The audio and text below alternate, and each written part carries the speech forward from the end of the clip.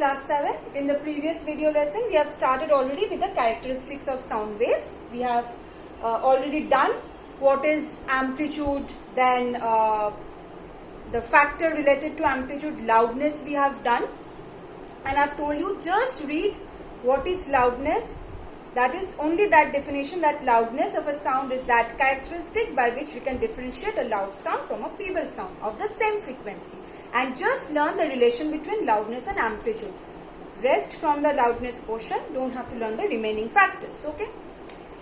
Now, next we come to the remaining two characteristics of sound. First one is, what is this total? One complete vibration or one complete cycle. Now, number of these cycles or vibrations produced in 1 second is known as the frequency.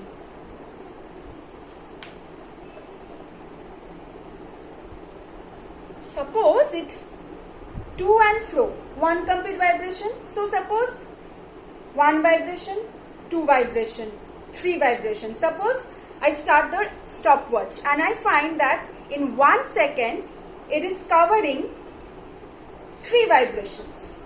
That means what is the frequency? 3. So frequency is the number of vibrations. Number of vibrations or number of cycles in 1 second. So if I say that a vibrating body, or say a tuning fork, it's vibrating, 1 vibration, 2 vibration, 3 vibrations in 1 second. Then what is the frequency? Therefore, frequency is 3. Only 3. It has got certain unit, right? Unit is known as Hertz. H-E-R-T-Z. In short, we can also write it H capital small z. Okay? And frequency is denoted by small f. Amplitude is denoted by small a. Okay. Frequency is denoted by small f. Small f stands for frequency. So if I say it is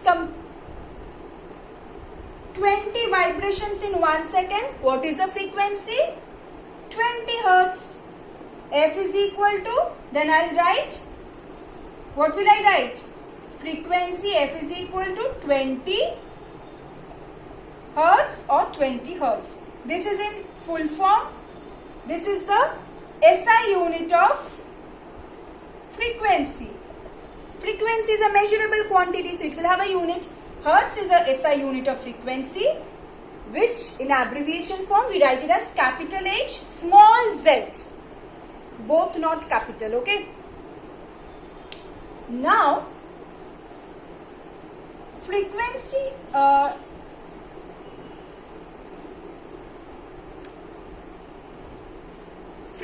we have done. Now, the time taken for one complete vibration.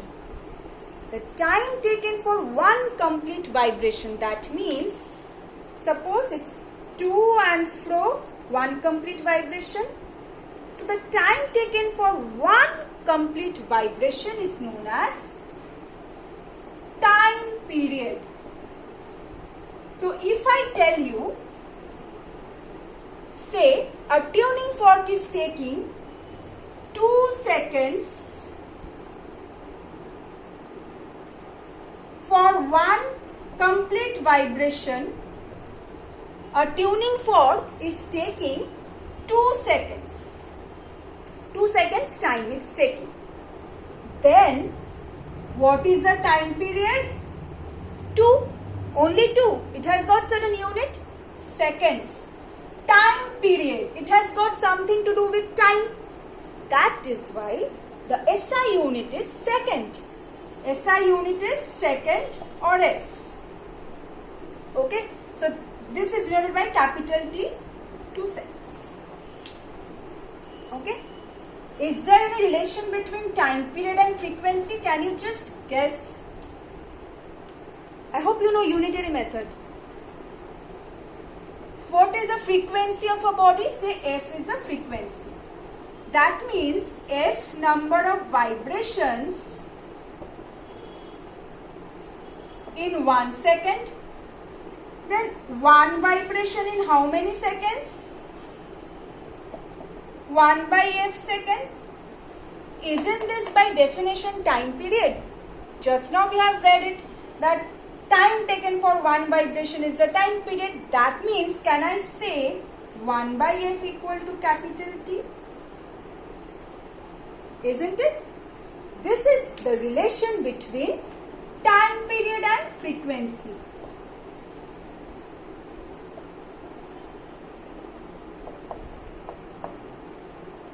So if I tell you a tuning fork has frequency 3 Hertz.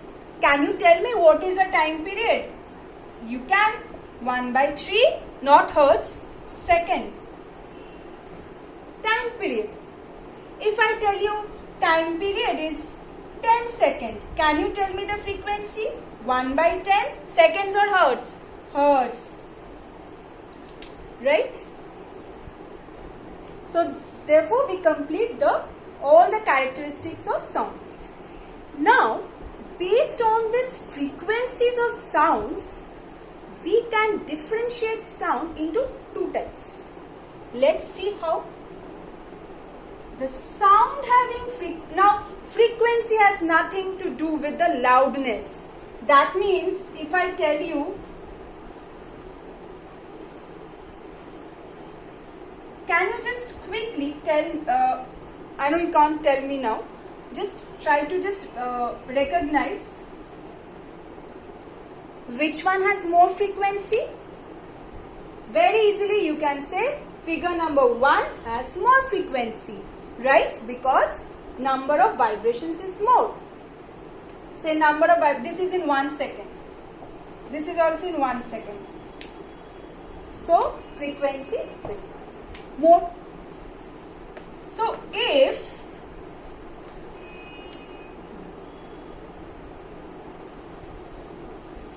say the amplitudes are same.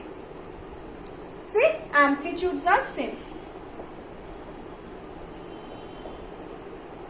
But frequency different. Isn't it? Frequency different. High frequency, low frequency.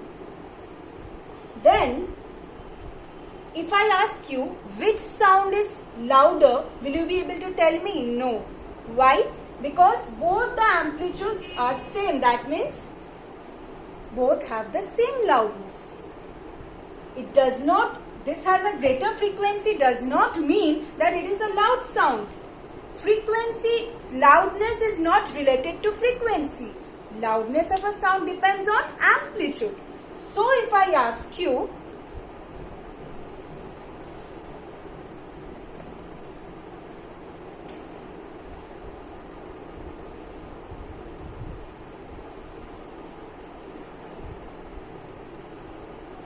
which one is a louder sound?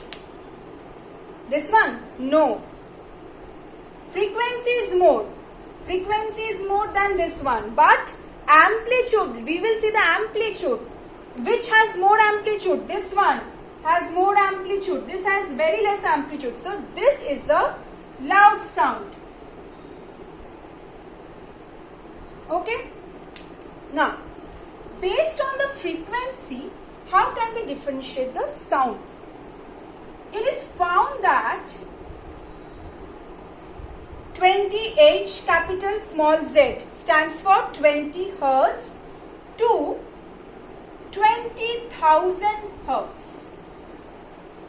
This range of frequency it is found that human beings can only hear sounds within this frequency range. I am not speaking about loud sound or soft sound. You know, different sources produces sounds of different frequencies. A guitar will produce, suppose even same, a guitar can also produce sounds of different frequencies. How you will learn in class 8, 9 and 10.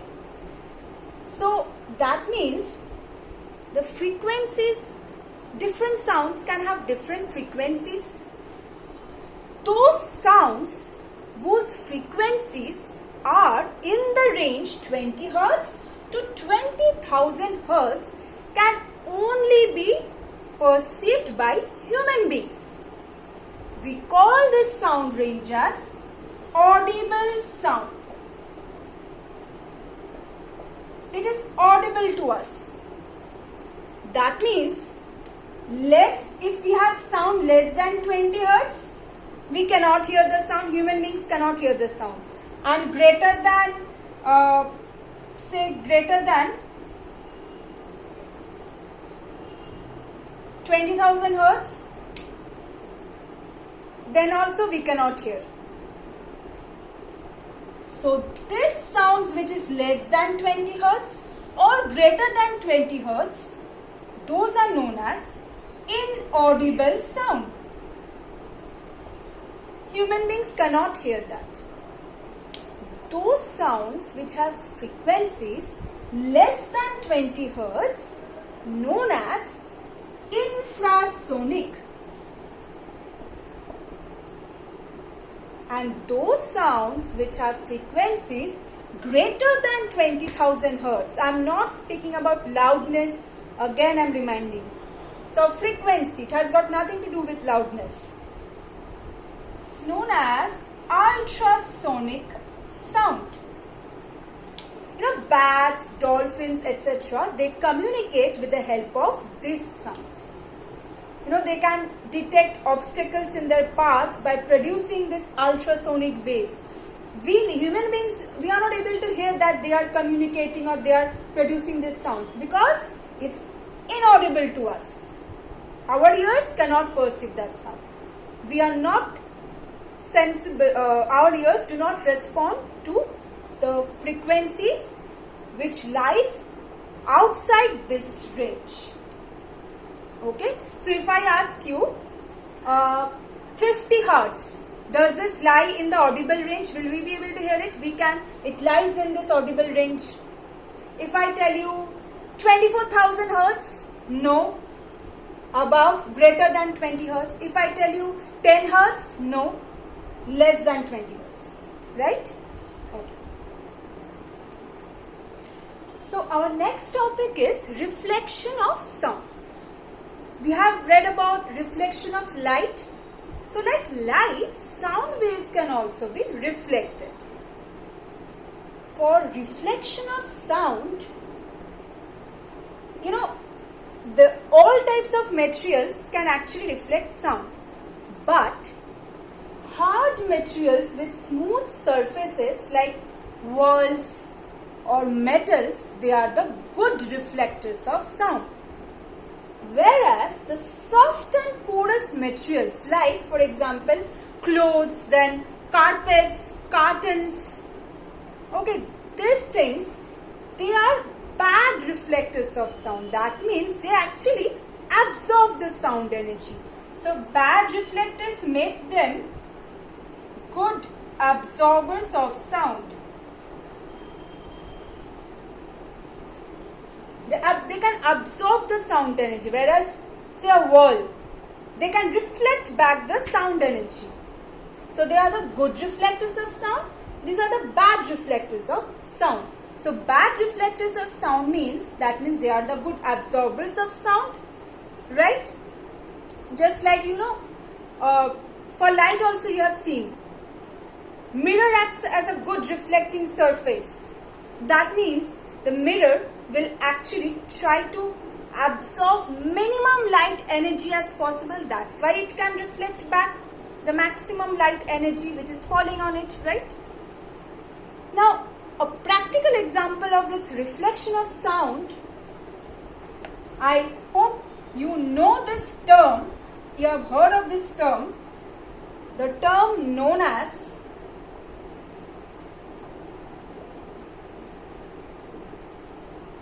it's a application of reflection of sound with certain conditions. All reflected sounds cannot produce echo.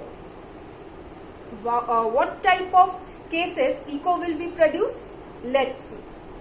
First of all, what is echo? Suppose you are standing on a hillside, in a certain distance away, you have other hills.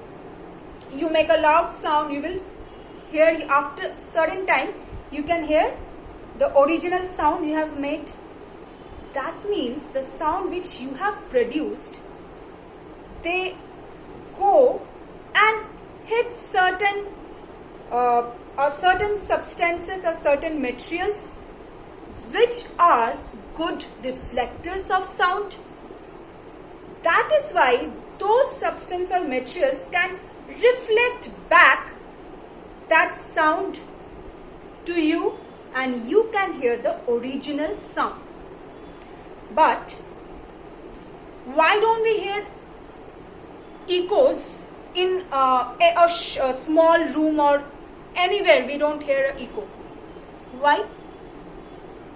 That is because echo is only formed, that means all reflected sounds are not echo.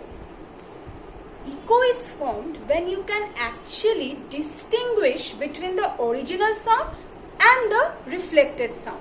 Say I am speaking two words. When I will be hearing the reflected sound, I will be hearing the reflected sound properly. It's not that when I am speaking, I'm saying two words and the reflected sounds I'm hearing, those are getting mixed up and I'm not able to distinguish between the sound I have made and the reflected sound. That is not echo. Echo is when you can distinguish between the original sound. You have spoken a word. When you are speaking a word, you can hear it, right? And it reflects back to you. You can hear the reflected sound and you can very well distinguish that this is the repetition of the sound which I have made. That means you will hear it in an interval, a small interval, or after you have made the original sound. So, therefore, we say that for echo, certain conditions are needed. Okay, so let's see the conditions for forming echo. First of all, sound should be loud enough so that it receives the receiver after reflection. If I am making a sound and the sound is not loud enough, then it will travel and hit the reflecting surface, again come back to me. In the meanwhile, lot of sound energy will already be seized. That means the sound energy will be, you don't know about friction, ear friction till now, but just know for the time being, the sound energy, while it's going, hitting the reflector. Suppose I am standing here, you have a hillside, or this is a high-rise building or a good reflecting surface, okay? Sound is striking, reflecting back to me.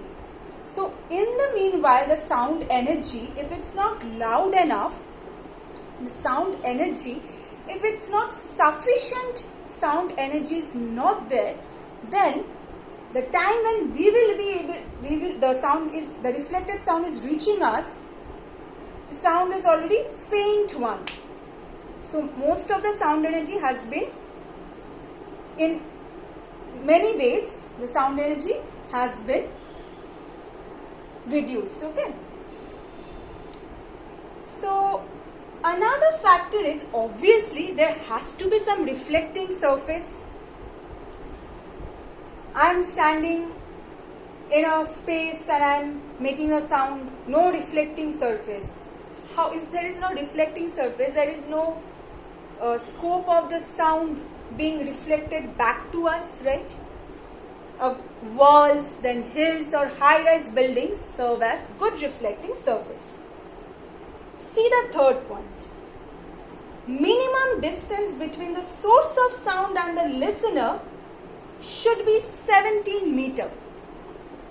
That means I'm standing and talking in a room. That doesn't mean that always echo will be formed. Lot of things are considered for the reflection of sound, first of all. One of them is the minimum distance between the source of sound, say I am making the sound, and the reflector. The minimum distance should be 17 meters. If it is less than that, reflected sound may reach to me, but I won't be able to distinguish between the reflected sound and the original sound. Then that means echo is not produced. So, in this several cases, we find reflection from multiple surfaces. Say, lot of high-rise buildings are there. Sound is produced. So, it's getting reflected from so many buildings. That means, you just see, sound energy is getting reflected from so many buildings. Reflected sound is reaching, but they are not reaching following the time which we should provide for the echo to be formed. Let's see what is the story behind this minimum distance and this time. Okay.